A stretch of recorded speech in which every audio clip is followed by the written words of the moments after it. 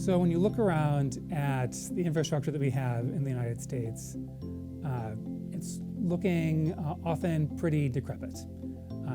Bridges falling down, railways that are far inferior to the railways that are in similarly developed countries. This is a problem because infrastructure promotes economic growth and it promotes economic opportunity. And because our infrastructure is so poor, we're not having as much economic growth and economic opportunity as we otherwise could.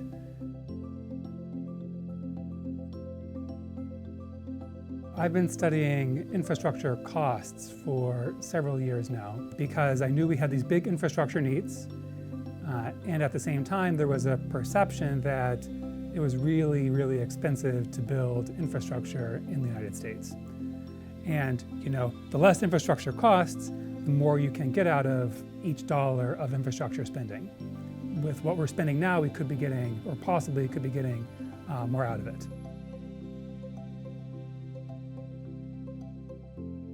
So with Leah Brooks, for several years now, I've been studying the history of the US interstates. We're studying the interstates because, one, we've spent $500 billion on them, so it's a really big investment, one of the largest infrastructure investments in US and world history. And two, they're kind of consistent over space and time. So that lets us compare highways across different states and from the past to the present. And what that let us do was compare highways that were pretty similar in the 60s to highways that were pretty similar in the 80s. And we found that costs have increased roughly threefold over that period of time to build basically the same mile of interstate highway.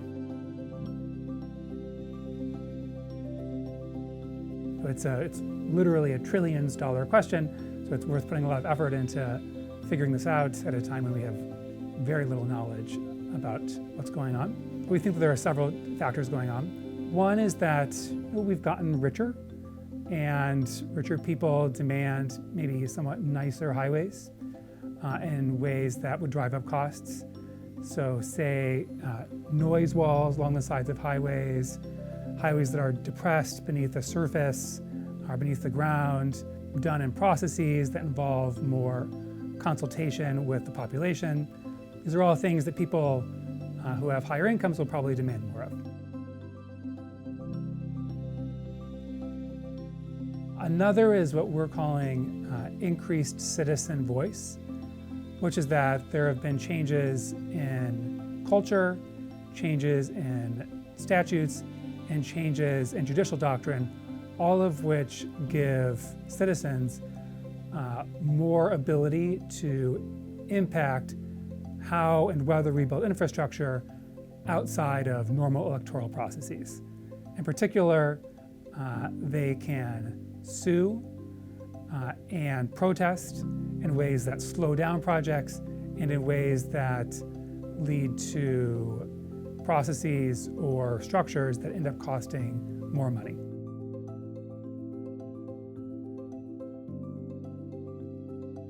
Something that I would like to see in the bill is much better data reporting so that researchers and journalists can do a better job of understanding where the costs actually go. At this point, it can be very hard to actually understand where each dollar goes.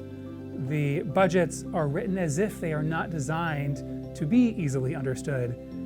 Instead, what they should do is there should be a uniform format for spending by the states, who tend to be the ones spending the money, that is comprehensible to journalists, that's comprehensible to researchers, that's uniform, or as uniform as possible across projects to allow greater transparency so that we can understand where the money's going and so that we can have more scrutiny of it so that we can try to get the most bang for our buck out of these really crucial infrastructure dollars.